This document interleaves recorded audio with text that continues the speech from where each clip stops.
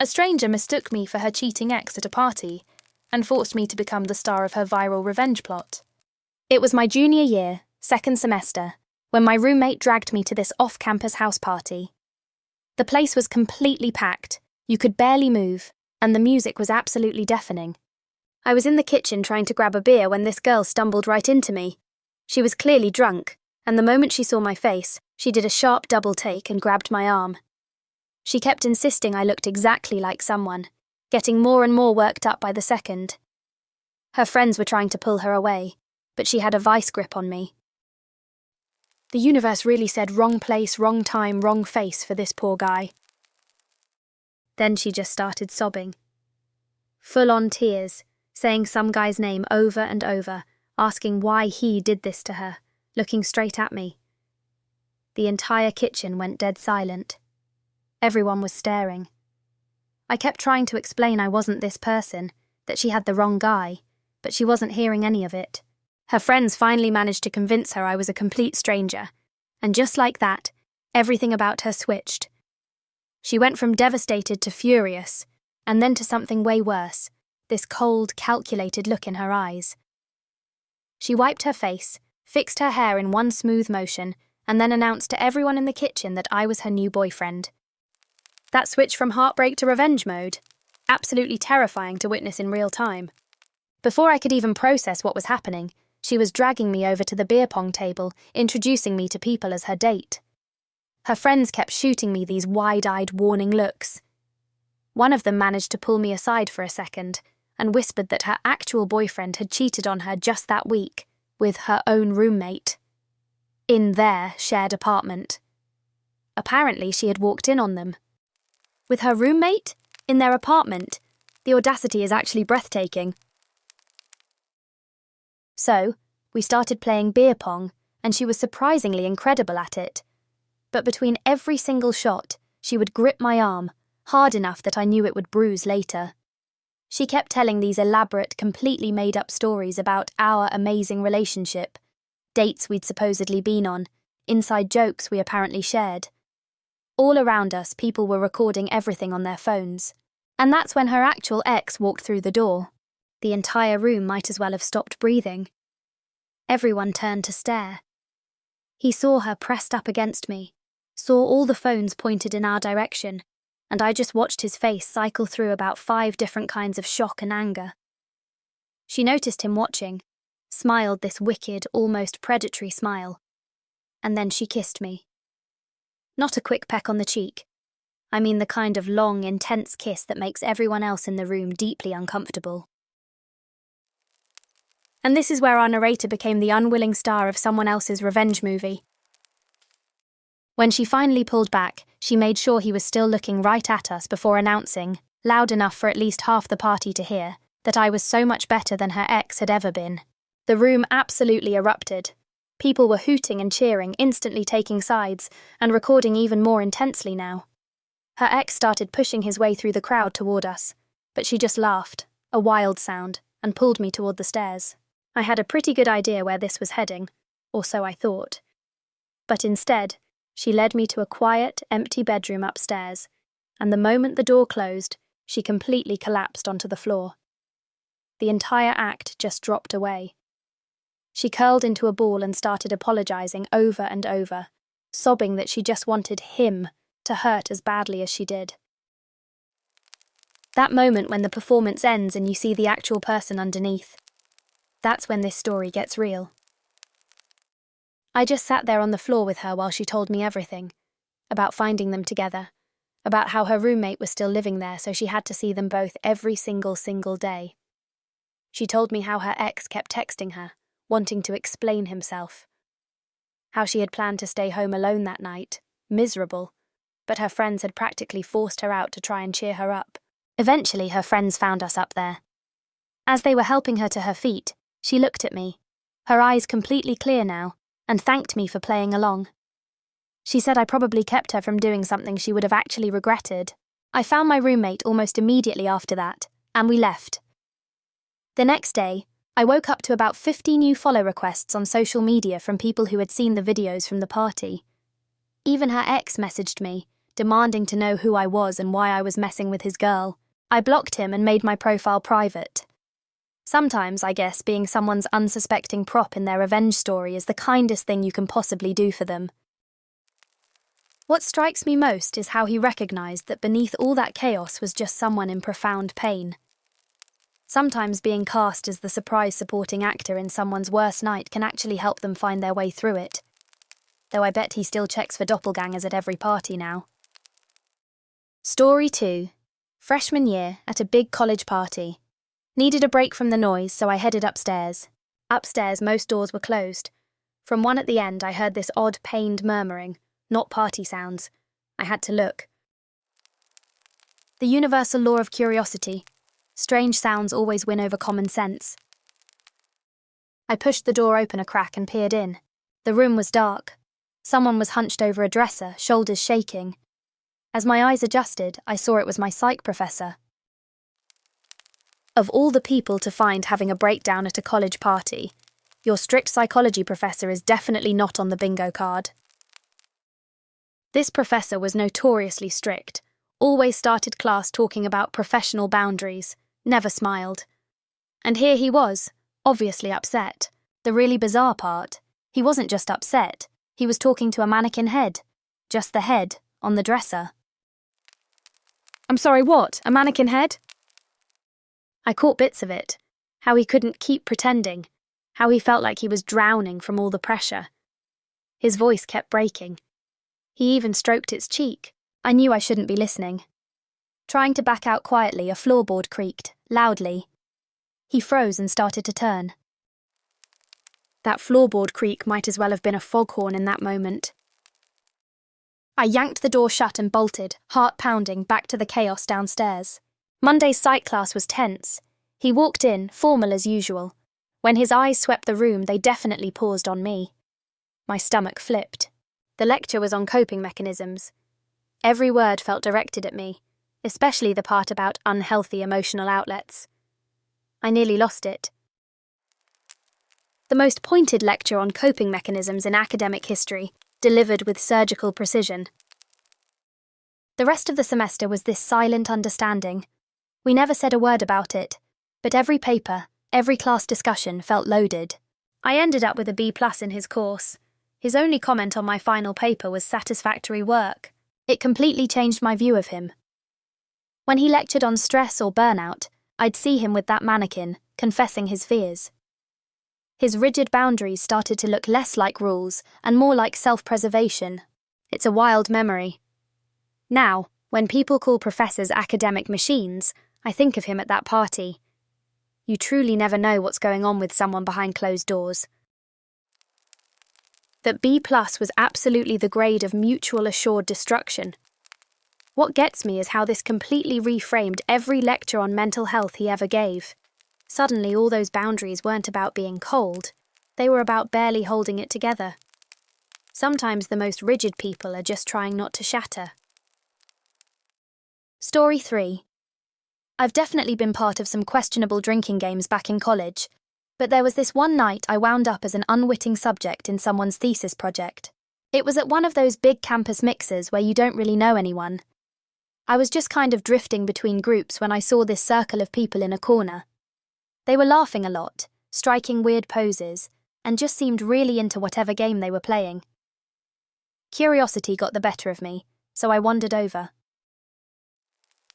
The energy of a good drinking game is like a tractor beam for the socially adrift. Instantly, a girl in the circle pulled me in, saying they just needed one more person.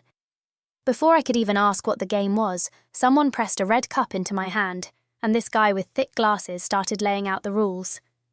It sounded simple enough. Complete a task or answer a question, then take a drink. If you refused, you were out. The first round was pretty tame, hopping on one foot while trying to name state capitals. I managed that okay. But then the tasks started getting stranger. They had me rate how comfortable I felt with everyone there. Then I had to stand facing the wall and describe what I imagined people were doing behind my back. Another one was closing my eyes while someone touched my shoulder, and I had to guess who it was. Wait, these aren't drinking game prompts. These are trust exercises from corporate team building hell. The whole time I noticed the two people organising it, the guy with the glasses and a girl who was holding a clipboard, were barely drinking. They'd just kind of fake a sip from their cups and then immediately go back to scribbling notes after each person's turn. Meanwhile, everyone else, including me, was getting noticeably drunker and, honestly, more willing to go along with whatever they asked. A clipboard at a party is like a snake in the garden. Nothing good comes from it. By about the fourth or fifth round, the questions got really personal. The girl with the clipboard looked right at me and asked me to describe a time I'd experienced significant peer pressure, her pen basically hovering over her notes. That's when I actually saw what was on her papers. Clear as day, University Psychology Department letterhead. And there were columns with headings like subject response and compliance rating. The absolute nerve. Using drunk college kids as free research subjects. That's a special kind of academic audacity. My stomach kind of dropped. I just asked them straight up, "Is this even a real drinking game?" They both just froze. Then they started stammering, something about conducting an informal study for their behavioural psychology thesis. They mentioned social compliance in party settings and naturalistic observation. It was pretty obvious the other players, their test subjects, were catching on as they fumbled through their explanation.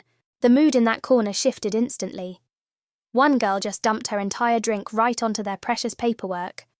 Another guy started loudly telling them exactly what they could do with their compliance ratings. I even heard someone threaten to go straight to the department chair. Nothing unites drunk college students faster than realising they've been collectively played. I didn't stick around for the rest of it. I just walked away. But for the rest of that night, I couldn't shake this weirdly paranoid feeling. Every conversation I had, every other game I saw people playing, I kept wondering if someone else was secretly taking notes. The real kicker, though, came about a week later. I was at another party, and I saw the same two trying to pull the exact same stunt. Only this time, it looked like someone had tipped everyone off beforehand. They spent the entire night sitting by themselves in their little corner, clipboards in their laps, while literally everyone else actively avoided them. I guess they learned their own lesson about social compliance that night. Nothing shuts down a party faster than realising your hosts think you're a lab rat. The irony is delicious. They got their data on social compliance after all, just not the way they planned. Turns out the fastest way to become socially radioactive on campus is to treat your peers like unwitting test subjects. I bet their thesis advisor had some thoughts about their methodology. Story 4. My friend's bachelor party in Vegas started pretty standard. Our group had a big suite for the weekend, and we were mostly hitting the casinos and bars. Around midnight, my friend was having an incredible run at craps, turning a couple $100 into a few thousand. Feeling flush, he declared we absolutely had to get bottle service at some upscale club. You know, the kind where they bring out the booze with sparklers and make a whole show of it. Nothing good ever follows feeling flush at a craps table. So there we were, in the VIP section, when my friend started chatting with a bachelorette party at the table next to ours. Their bride-to-be was fully kitted out with a tiara, sash, the whole 9 yards. She and my friend hit it off immediately. Within what felt like minutes, they were all over each other on the dance floor. 2 people about to get married, making out with strangers. This is going exactly where I think it's going. Eventually, our 2 groups kind of merged into one big, messy celebration. Someone got the bright idea to move the party back to our suite to keep things going. I was probably too far gone at that point to recognise the disaster brewing. Back at the suite, it didn't take long for my friend and the bachelorette to disappear into one of the bedrooms. Maybe 20 minutes passed before total chaos erupted. The bachelorette's maid of honour started hammering on the bedroom door, screaming that the bride-to-be's fiancé had somehow tracked her phone. He was apparently already in the hotel elevator, heading straight for our floor. The sheer panic in her voice made it terrifyingly clear this wasn't just some petty drama. Somebody was about to get seriously hurt. The way my stomach just dropped reading that. Phone tracking in real time? That's terrifying. The bedroom door flew open, and my friend stumbled out, looking white as a sheet and only in his boxers, just as a thunderous pounding started on our main suite door. It was the fiancé. He was outside, absolutely losing his mind, kicking the door, screaming he was going to kill whoever was in there with his girl. The bachelorette was a sobbing wreck, trying to scramble back into her clothes while her friends attempted to drag her towards the suite's other exit. My friend just stood there, frozen, looking like he was about to either faint or throw up. The fiancé's assault on the door got more violent. We could actually hear the wood of the door frame starting to crack and splinter. This reads like a horror movie. The splintering wood detail is making my heart race. One of us managed to call hotel security while the rest of us threw our weight against the door, trying to barricade it. The women from the bachelorette party were screaming for us to let them out, but opening that door meant letting the raging fiancé in.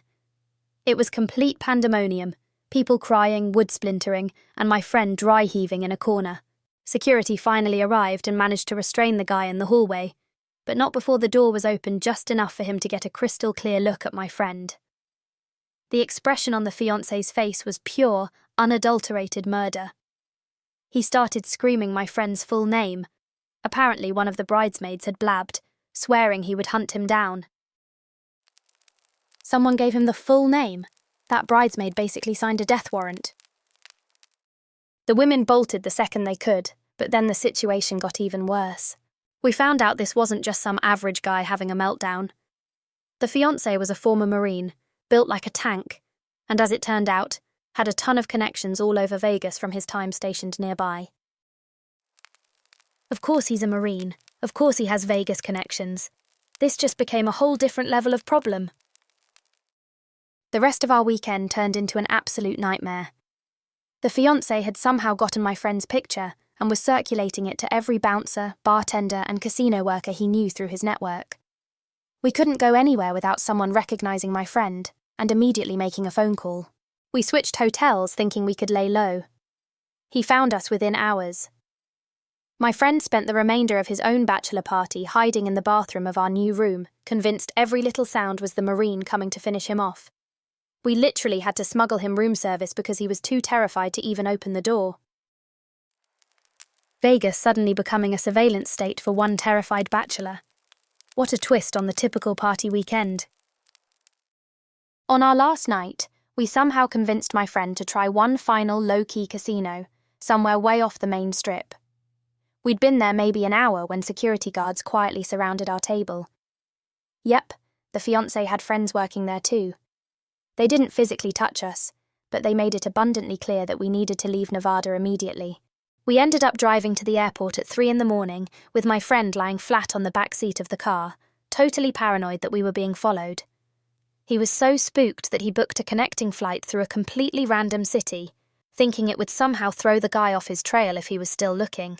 2 months later, at my friend's actual wedding, his brother, who was the best man, made some innocent joke during his speech about what happens in Vegas.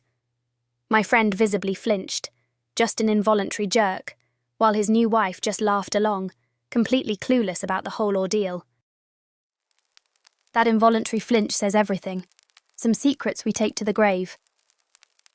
To this day, my friend absolutely will not set foot in the state of Nevada, let alone Vegas. He even turned down a significant work conference that was being held there last year. The man is permanently scarred by the experience. And here's the real kicker. We found out later, through the grapevine, that the bachelorette actually went ahead and married that Marine fiancé, just 2 weeks after that whole Vegas disaster. They apparently worked through it. Meanwhile, my friend still gets a nervous twitch if he hears what sounds like heavy boots walking behind him. She married him 2 weeks later. After all that?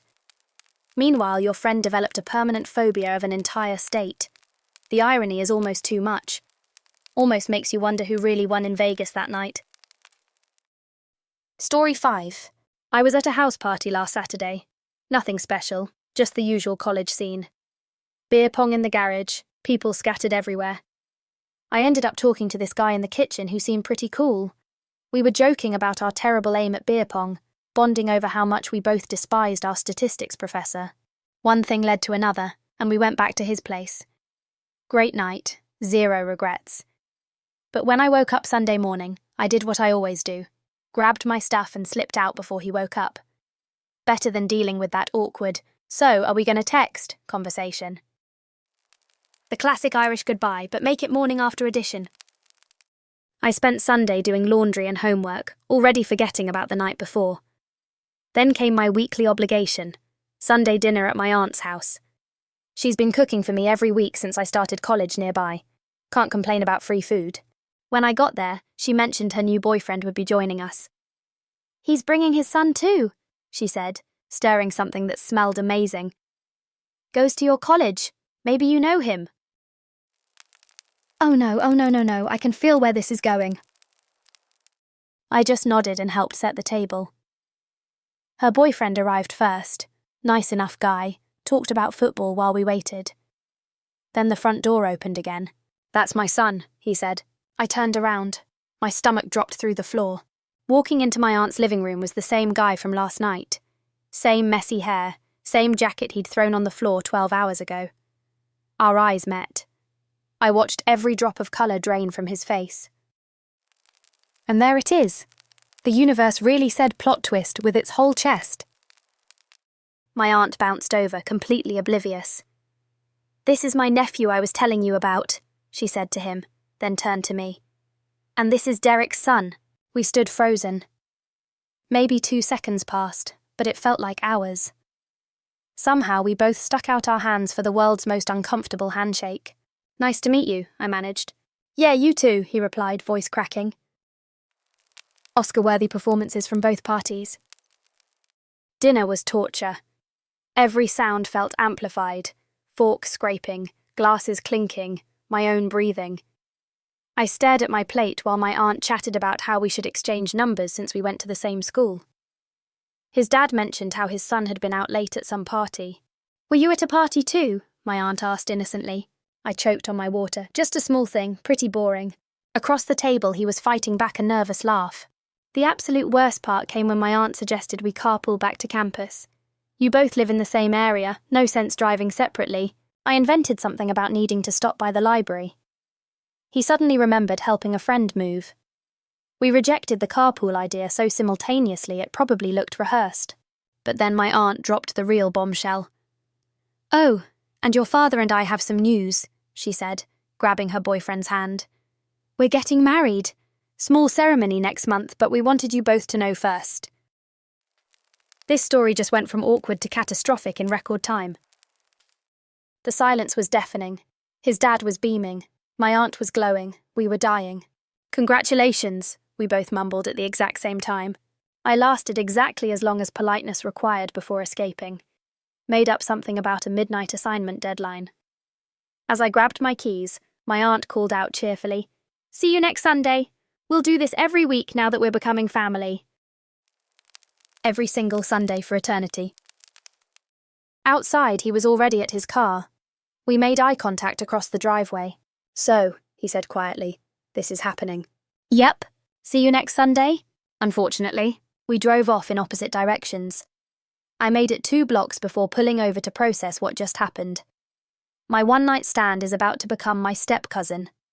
We're going to be at every holiday dinner, every birthday party, every family vacation for the rest of our lives.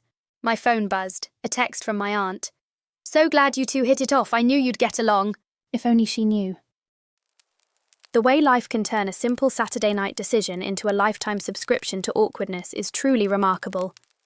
Somewhere out there, the universe is cackling at this poor soul's predicament.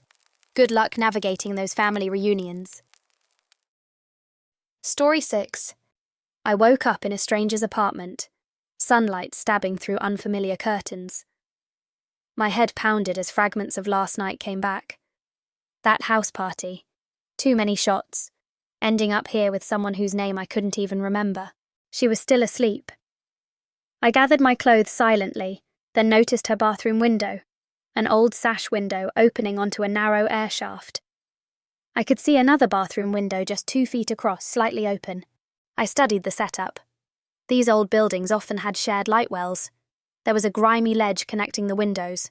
Perfect escape route, less awkward than the front door conversation.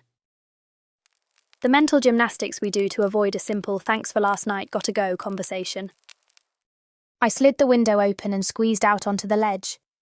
The morning air hit me as I balanced precariously, reaching for the neighbour's window. It pushed open easily. I climbed through, landing in what was definitely another bathroom. Same vintage tiles, same layout. But then I heard it. Clinking teacups, a radio playing, someone clearing their throat. Oh no, oh no, no, no. I cracked the bathroom door open.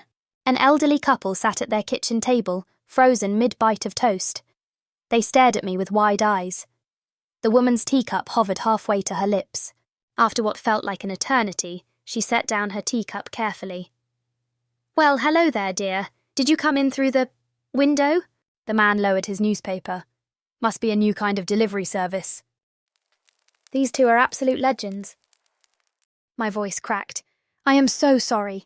I thought this was a different exit. The fire escape access?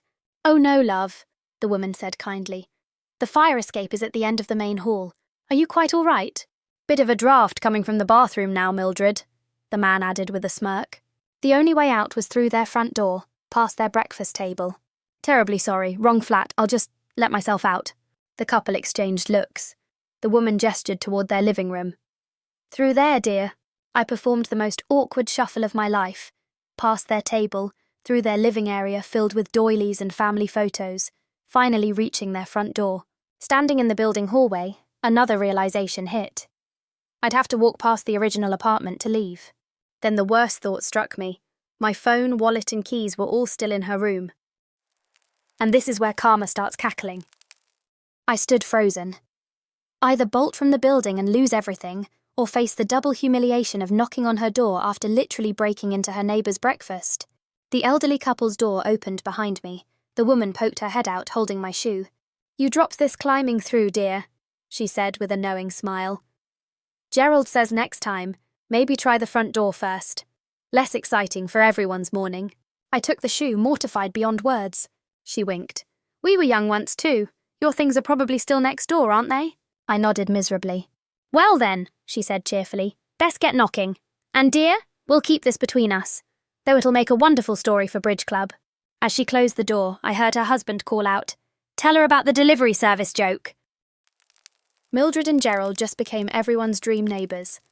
The universe really said, you want to act like a cartoon character? Fine, here's your wholesome elderly couple side quest. I knocked on the original apartment door, preparing for round 2 of humiliation. At least this time I had one shoe. Thanks for watching. Don't forget to subscribe. And check out this video next.